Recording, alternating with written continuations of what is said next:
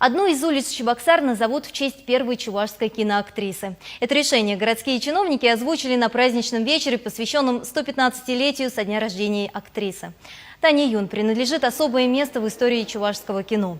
Вместе с супругом, основателем Национального театра и Акимом Максимовым Кошкинским, они взялись за кинопроизводство. В 1926 году в прокат выходит первый фильм «Волжские бунтари».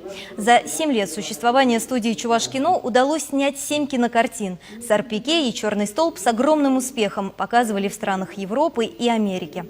Портреты главной исполнительницы Тани Юн украшали обложки советских и зарубежных журналов.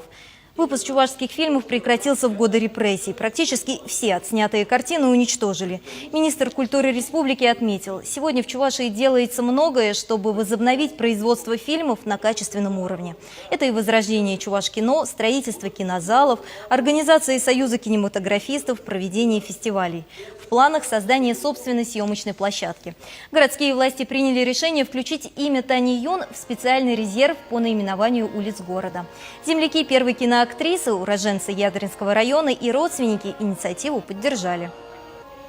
Это настолько были уникальные, удивительные, любимые люди чуваши, что невозможно было просто так пустить на самотек. Я знала, что если бы это попало в равнодушные руки, то ничего бы этого не было.